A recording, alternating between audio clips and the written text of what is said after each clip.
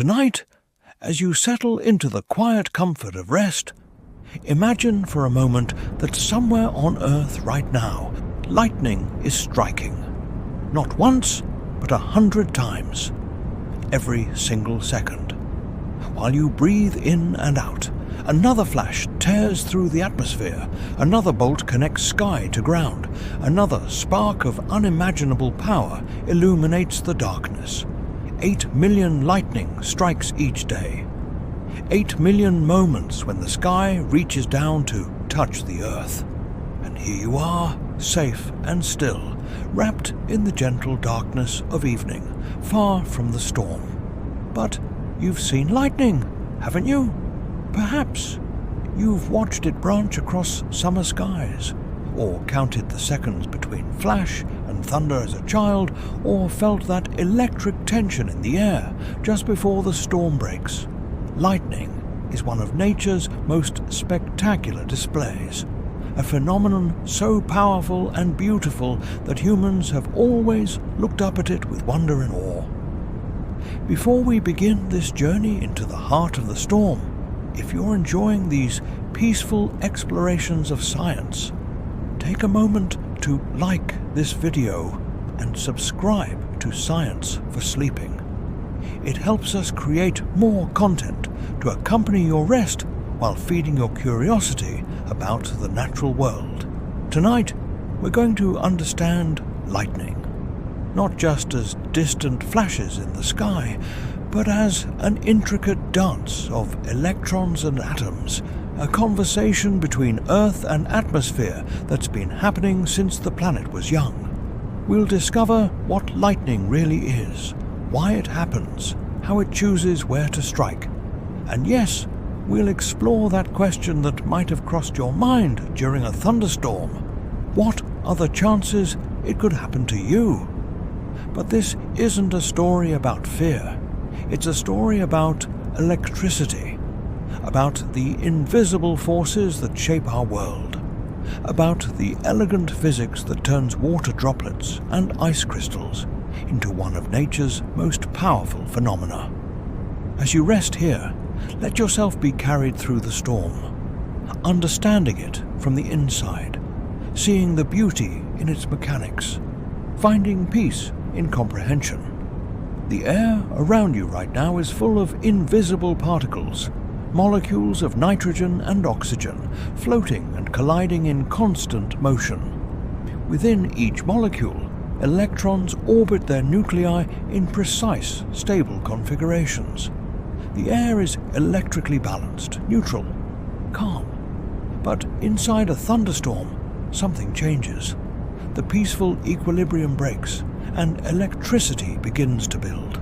Understanding how and why takes us on a journey through clouds and atmosphere, through the behavior of water and ice, through the strange pathways of electrical charge seeking connection. So breathe deeply, settle into comfort, and let's follow the lightning from its birth in the clouds to its explosive arrival on Earth below.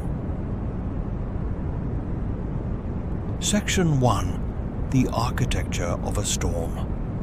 Where lightning begins.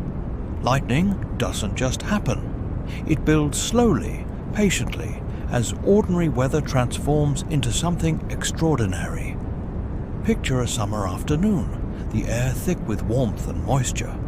The sun has been heating the ground all day, and now the warmth rises, carrying water vapor upward into the cooling atmosphere above. As you lie here in stillness, imagine that rising air moving faster and faster as it climbs. When warm, moist air rises quickly enough, it creates something remarkable, a thundercloud. Not just any cloud, but a towering giant called a cumulonimbus, a vertical mountain of vapor that can stretch 10 miles high, from near the ground all the way up to where the atmosphere touches space. Inside this cloud, water exists in 3 states simultaneously. At the bottom, where it's warmer, you find water droplets, tiny spheres of liquid suspended in air. Higher up, where temperatures drop below freezing, you find ice crystals, delicate geometric structures forming in the cold, and in between, in a region meteorologists call the mixed phase zone, you find supercooled water, liquid droplets that remain unfrozen even though they're colder than ice, existing in a strange state of potential, waiting for the right trigger to crystallize. The air inside this cloud isn't calm. It's rushing upward at speeds that would knock you off your feet, 40 or 50 miles per hour, carrying water droplets and ice crystals with it. These particles collide constantly, millions upon millions of collisions every second, bouncing off each other, breaking apart, sticking together, moving up and down in the turbulent currents. The cloud is alive with motion, a churning factory of weather happening on a scale both vast and invisible. And with each collision, something extraordinary happens, something that will eventually become lightning. When a falling ice crystal collides with a rising droplet of supercooled water, electrons transfer between them. It's a tiny exchange, almost nothing. The ice crystal, slightly colder and harder, pulls a few electrons away from the water droplet. The crystal becomes negatively charged, holding extra electrons. The droplet becomes positively charged, missing the electrons it lost. One collision means nothing. But this is happening everywhere in the cloud, billions of times, constantly. The heavier ice crystals, now carrying negative charge, fall toward the bottom of the cloud. The lighter droplets and smaller ice particles, carrying positive charge, rise toward the top. Slowly, gradually, the cloud begins to separate its electrical charge. Negative at the bottom, positive at the top. It's like a cosmic sorting machine, using gravity and updrafts to organize particles by their electrical charge. As you rest here, picture this invisible transformation happening inside the cloud. What began as neutral water vapor has become a battery, a massive reservoir of separated electrical charge floating in the sky. The bottom of the cloud grows more and more negative, accumulating millions of extra electrons. The top grows more and more positive, missing millions of electrons. The electrical pressure builds with each passing moment. And here's where the Earth enters the story. That negative charge at the bottom of the cloud looks down at the ground below, and the ground, by comparison, seems positive.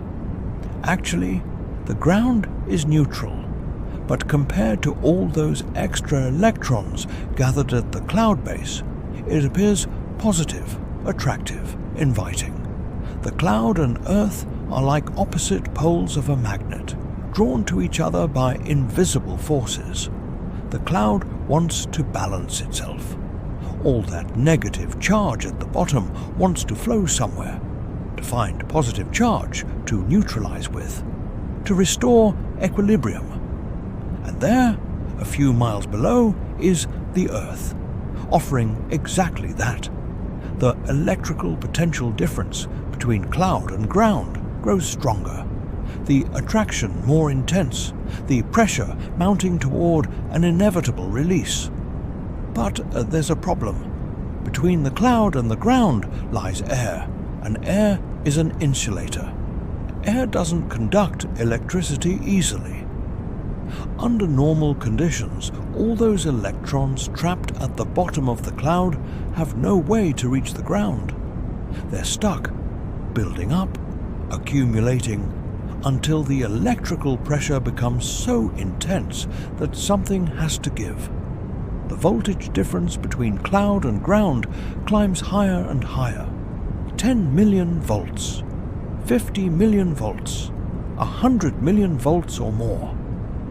The air between cloud and Earth strains under this electrical stress, molecules being pulled and pushed by forces they cannot resist.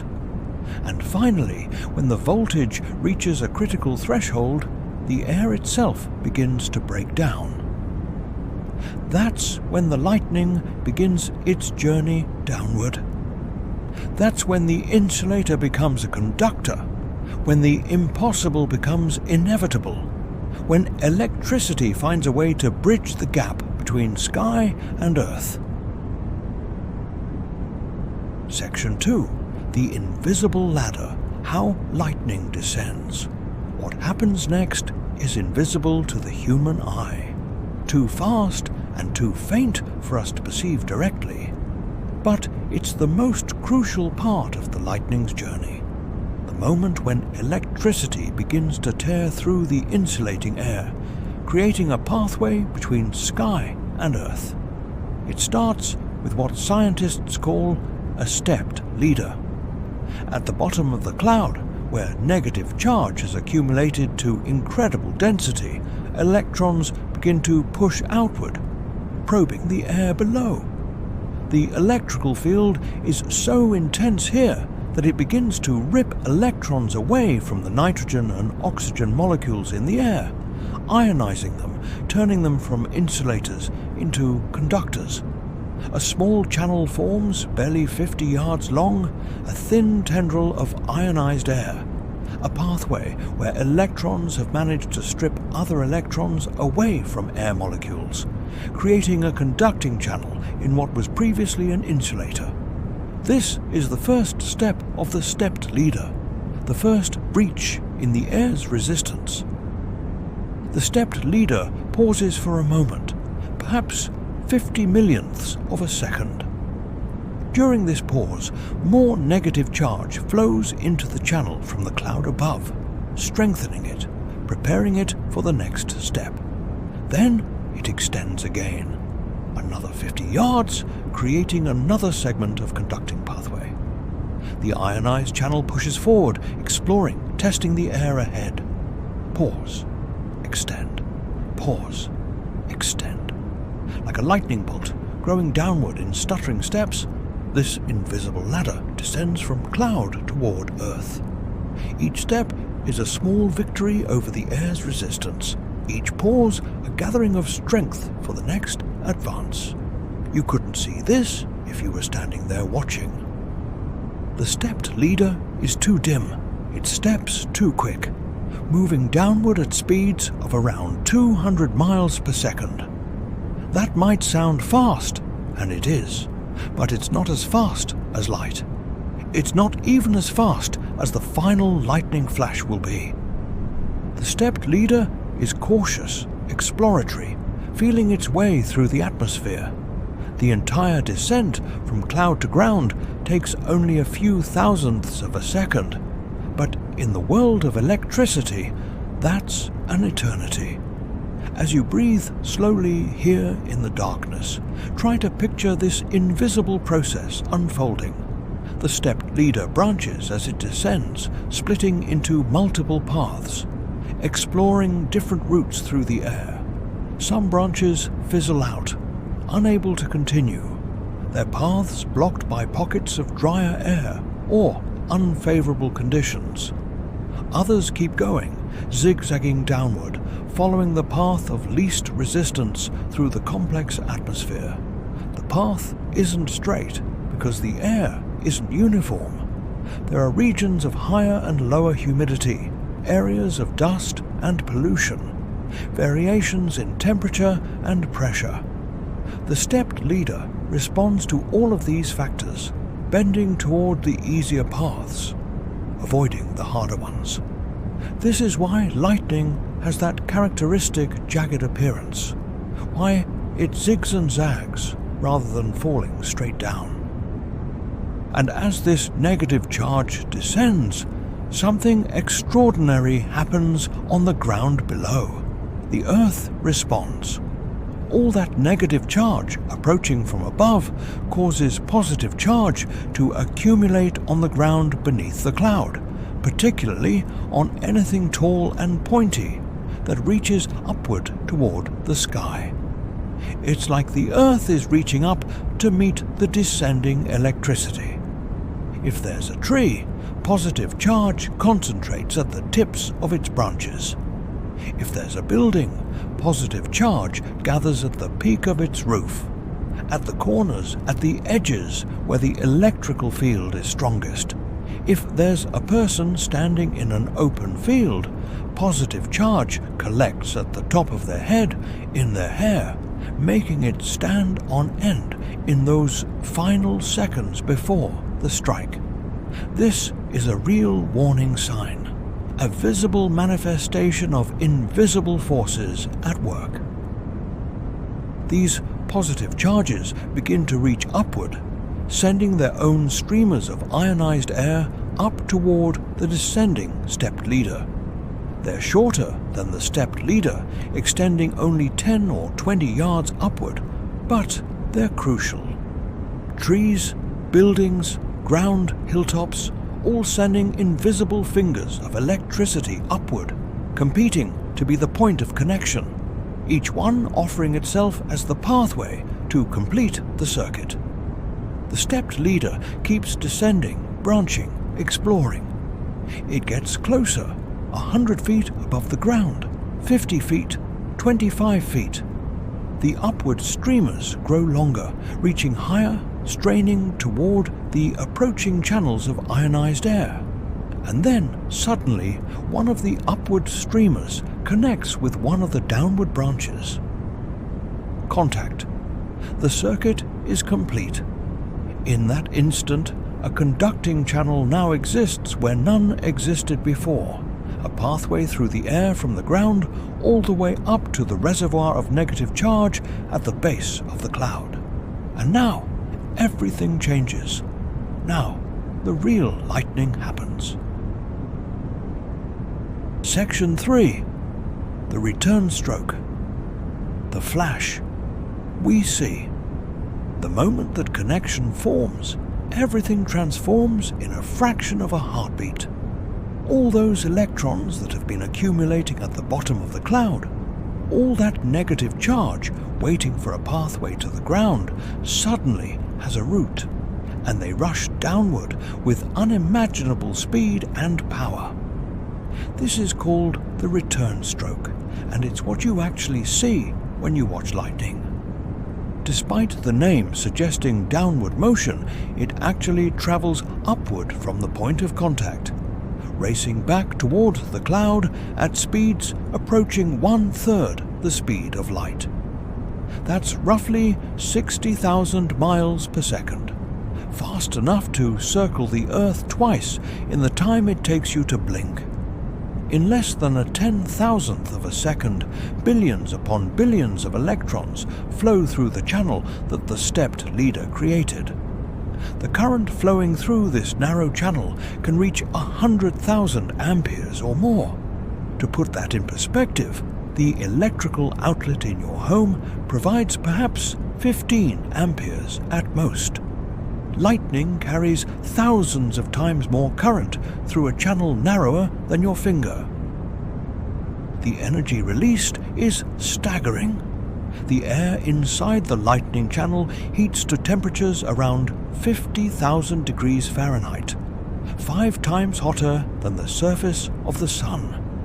For that brief instant, this tiny column of air, perhaps an inch wide and several miles long, becomes one of the hottest places in the entire solar system. The air molecules don't just get warm, they're blasted apart into plasma, a state of matter where electrons are stripped completely away from their atoms. That intense heat causes the air to expand explosively, faster than the speed of sound. Imagine every molecule in that channel trying to occupy more space all at once. The air around the lightning channel is violently compressed, pushed outward with tremendous force, creating a shock wave that spreads outward in all directions. This is thunder. The sound of air being superheated and compressed so rapidly that it creates an acoustic boom. But thunder isn't a simple sound, it's complex, layered, telling a story about the lightning that created it. The initial crack you hear is the shockwave from the nearest part of the lightning channel reaching your ears. The rumble that follows comes from more distant parts of the channel, the sound taking longer to reach you. A long, rolling thunder means the lightning channel was long and complex, with sound arriving from many different distances and directions. As you rest here in the quiet, imagine that brilliant flash happening in the distance. The light reaches your eyes almost instantly, traveling at the speed of light. But the sound, the thunder, travels much more slowly through the air, around 1 mile every 5 seconds. That's why you can count the seconds between lightning and thunder to estimate how far away the storm is. 5 seconds means 1 mile. 10 seconds means 2 miles. It's a simple calculation that connects you directly to the physics of the storm. But often, one flash isn't enough. The return stroke has created a hot, ionized channel through the air, a temporary pathway that remains easier for electricity to flow through than the surrounding atmosphere, at least for a few hundredths of a second. The channel glows with residual heat, its molecules still excited and ionized from the passage of electricity. So, if there's more charge still waiting at the cloud base, and there often is, another leader can dart down the same channel. This second leader is faster than the first, moving at speeds of about half the speed of light, because it's following a path that's already been prepared. It's called a dart leader, and when it reaches the ground, it triggers another return stroke flashing upward through the channel. This is why lightning often flickers, pulsing multiple times in rapid succession. You're seeing several return strokes using the same channel, each one dumping more negative charge from the cloud to the ground. Some lightning bolts contain only 1 stroke. Others contain 3 or 4 or even 20, all happening so quickly that they appear to the eye as a single extended flash, a shimmering pulsing display of electrical power. And there are other types of lightning too, variations on this theme that paint the sky with different patterns. Cloud-to-cloud lightning, where the electricity flows between the negatively charged bottom of one cloud and the positively charged top of another, creating horizontal flashes across the sky. Sheet lightning, where the flash happens inside a cloud, illuminating it from within like a lantern, the cloud itself becoming a diffuse source of light. There's ribbon lightning, where strong winds blow the channel sideways between strokes, creating what looks like parallel bolts hanging in the sky. There's bead lightning, a rare form where the channel appears to break up into luminous segments that persist for a moment longer than usual. And there's ball lightning, mysterious glowing spheres reported throughout history but still not fully understood by science. A reminder that even familiar phenomena can hold secrets. High above the storm, in the upper atmosphere, there are strange and beautiful forms called sprites and elves and blue jets, electrical discharges that reach towards space. Sprites are huge, reddish structures that bloom above thunderstorms, triggered by powerful positive lightning below. Blue jets shoot upward from thundercloud tops like fountains of light. These phenomena were only discovered in recent decades, visible from the ground only rarely, but captured by pilots and astronauts as ethereal glows in the night sky, proof that lightning's effects reach far beyond what we see from below. Section 4. The physics of attraction. How lightning chooses. Its target should have the most fascinating questions about lightning is this: why does it strike where it strikes? Why does one tree get hit while another nearby remains untouched? Why does lightning seem to prefer certain places and avoid others? The answer lies in the physics of electrical attraction and the path of least resistance. Remember that stepped leader descending from the cloud, branching and exploring as it approaches the ground. It's looking for the easiest path to complete its circuit. And what makes a path easy is anything that reduces the distance the electricity has to travel through insulating air. The stepped leader is solving an optimization problem, finding the route that requires the least energy to bridge the gap between cloud and earth. This is why lightning loves tall objects. A tree that rises 50 feet above the surrounding ground effectively reduces the distance between cloud and earth by 50 feet. From the perspective of the stepped leader approaching from above, that tree is reaching up to meet it, offering an easier connection point than the flat ground around it. The electricity doesn't have to work as hard to complete its circuit. But it's not just about height. The electrical field becomes more intense around pointed or sharp objects. This is a fundamental principle of electricity.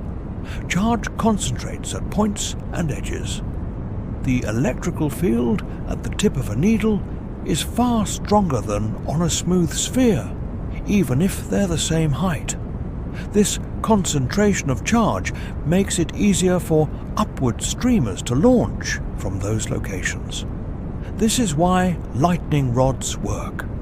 They're designed to be the tallest, pointiest thing around, specifically to attract lightning and provide a safe path for the electricity to flow into the ground rather than through a building.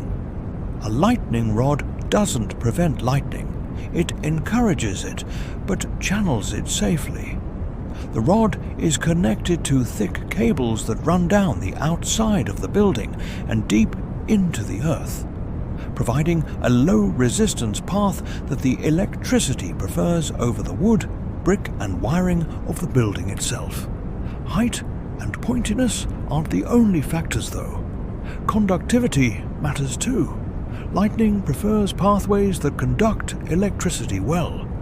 Wet wood conducts better than dry wood, which is why trees are more likely to be struck during rainstorms. Metal conducts better than stone, which is why metal flagpoles and fences can be dangerous during storms. Water conducts electricity quite well, which is why swimming or boating during thunderstorms is particularly hazardous. A person standing in an open field, being mostly water and containing dissolved salts that make the body a good conductor, presents an attractive target for lightning. The human body is taller than the flat ground and conducts electricity reasonably well. This is why open fields during thunderstorms are dangerous places to be.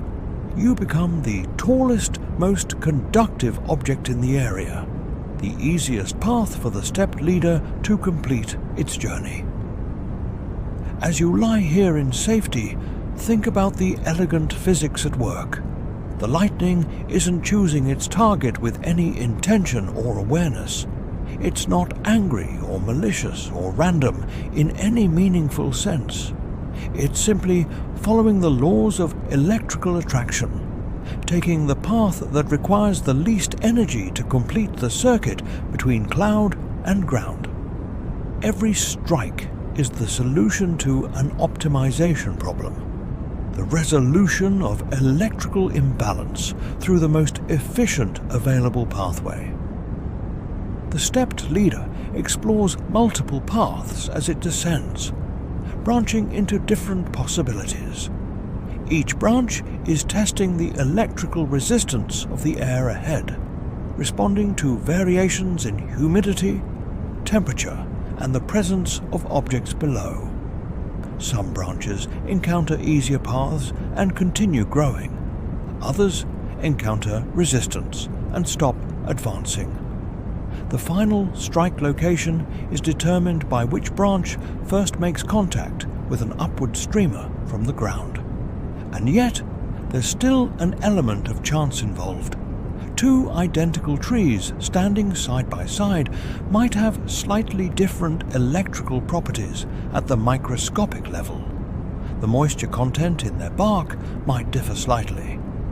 The exact configuration of ions in the air around them might vary. Which tree gets hit can come down to microsecond timing differences in how their upward streamers develop, influenced by factors too subtle and chaotic to predict. This is why lightning strike patterns appear random, even though they follow strict physical laws. The laws determine the probabilities, making some locations far more likely than others to be struck. But within those probabilities, chance and chaos play their roles. You can predict that tall trees on hilltops will be struck more often than shrubs in valleys, but you cannot predict which specific tall tree will be struck in the next storm. The landscape itself tells stories of lightning's preferences. If you walk through a forest and see trees with vertical scars down their trunks, bark stripped away in a line from top to bottom, you're seeing the evidence of past strikes.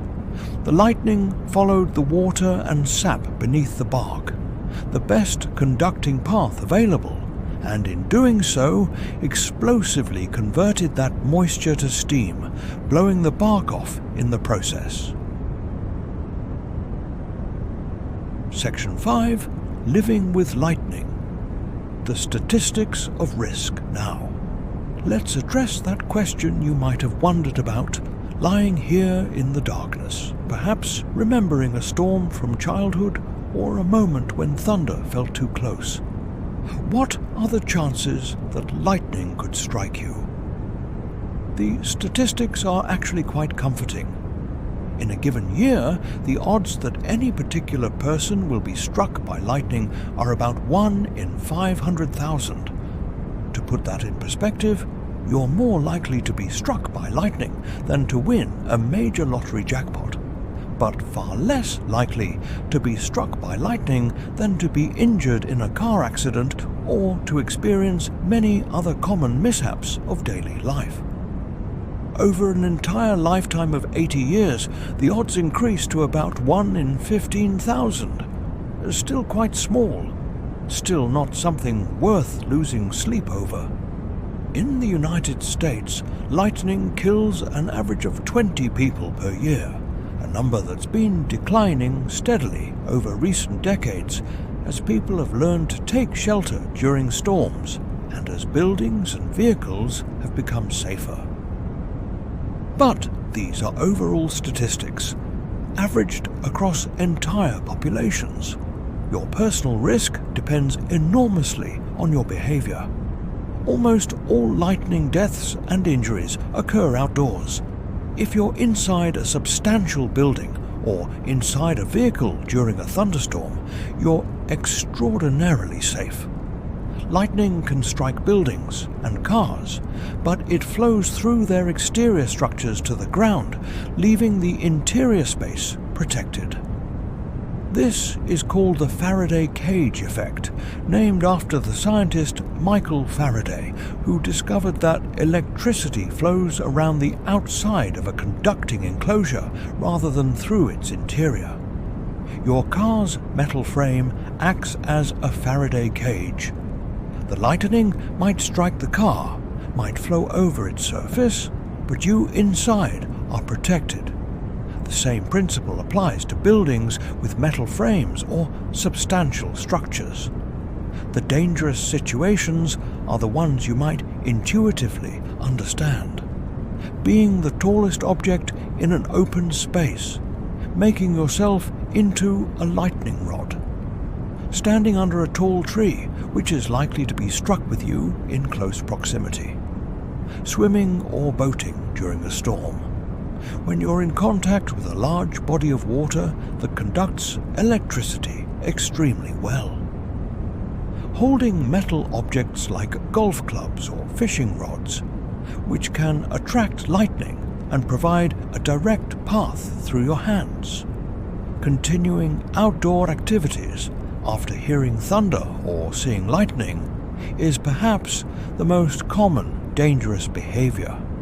Thunder means lightning is happening close enough for sound to reach you, and lightning can strike from storms up to 10 miles away, even when it's not raining where you are. If you can hear thunder, you're within range. If you can see lightning, you're definitely within range. As you rest here, there's a gentle lesson in this. Most lightning risk comes from ignoring the warnings that nature provides. Thunder is a warning. That electric feeling in the air, that sense of tension before a storm, is a real phenomenon. The buildup of electrical charge affecting the environment around you. If your hair stands on end during a storm, you're in immediate danger, as positive charge is accumulating on your body in response to a nearby stepped leader descending from above. But with awareness and simple precautions, the risk becomes negligible. The traditional advice is accurate.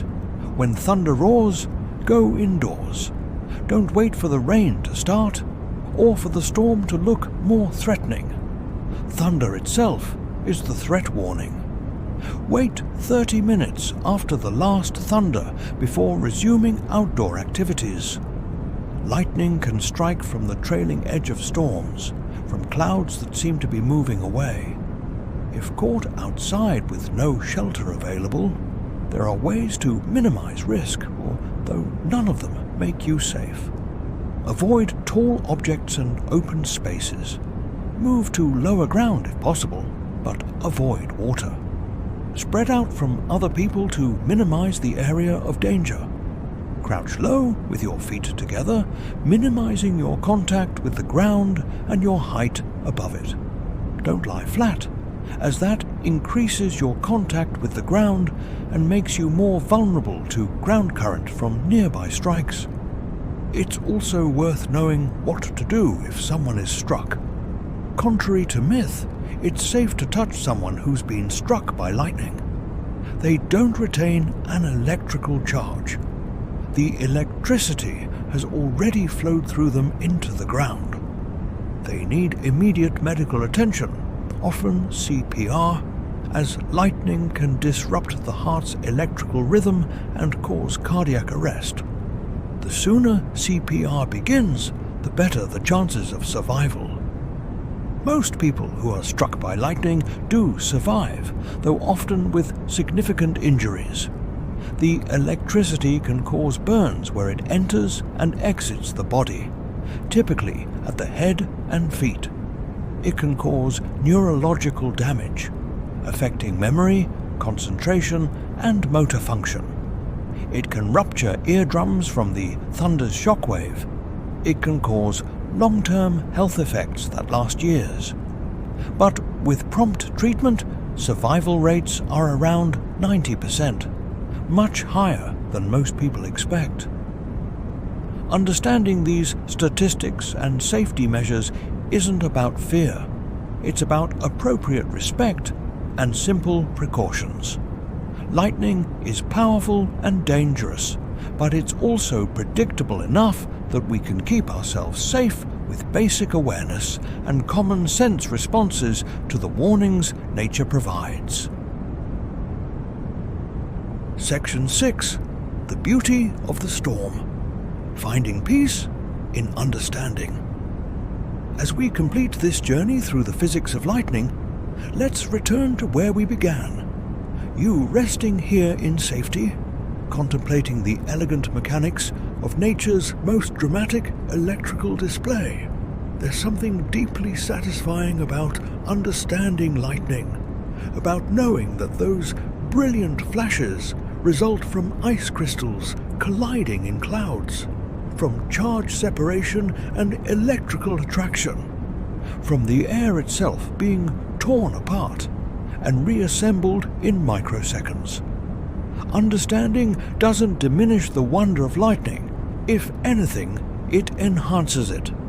The phenomenon becomes richer when you know what's happening, when you can trace the invisible processes that lead from water droplets in a cloud to a flash that briefly outshines the sun. The mystery isn't destroyed by explanation, it's deepened. Because now you understand how remarkable it is that such power can arise from such simple beginnings. When you watch a thunderstorm now, you can see it with new eyes. That darkness between flashes isn't empty time. It's when charge is building in the clouds, when ice and water are colliding and separating billions of times per second, when electrical pressure is mounting toward its inevitable release. The calm between strikes is full of invisible preparation. That moment just before the flash isn't random. It's when the stepped leader is descending invisibly, branching and exploring, approaching the ground while the ground reaches upward to meet it. In those final milliseconds before the flash, the circuit is being completed, the pathway being forged through resistant air, the stage being set for the explosive release you're about to witness. And that flash itself, that brilliant stroke of light, is billions of electrons flowing through a channel of superheated air? Is nature solving an electrical equation? Is the atmosphere restoring balance to itself in the most direct and powerful way possible? Every flash is a moment of equilibrium being re-established, of separated charges reuniting, of potential becoming kinetic. The thunder that follows isn't just noise, it's the sound of air expanding faster than sound itself can travel. A physical impossibility made possible by temperatures that rival the sun. Every rumble tells you something about the shape of the lightning channel, about how far away it was, about the particular acoustics of the landscape that reflect and reshape the sound wave as it travels to your ears. Even the smell after a lightning strike, that distinctive clean, sharp odor, has a story. It's ozone, a form of oxygen created when the intense energy of lightning splits oxygen molecules apart and they recombine in a different configuration. Each molecule goes from O2 to O3, from the oxygen you breathe to a reactive form that smells of electricity and fresh air. You're smelling the chemical transformation of the atmosphere itself. The light from a lightning flash carries information too. The color tells you about the atmospheric conditions. White or blue lightning indicates normal atmospheric composition. Yellow or orange suggests dust or pollution in the air. Red lightning often occurs at higher altitudes where the air is thinner.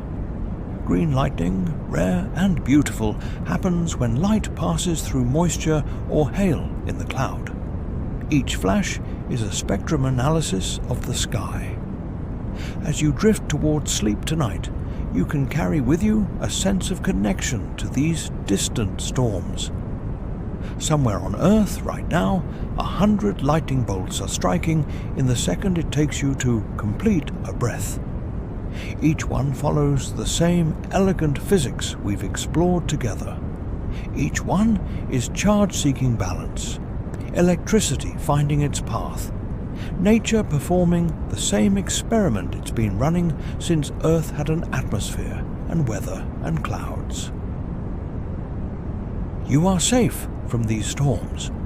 You understand them now in a way that transforms anxiety into appreciation.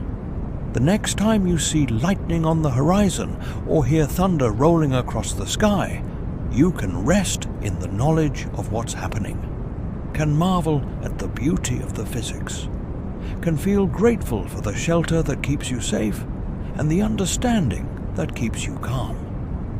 Lightning is power and beauty combined, danger and wonder intertwined.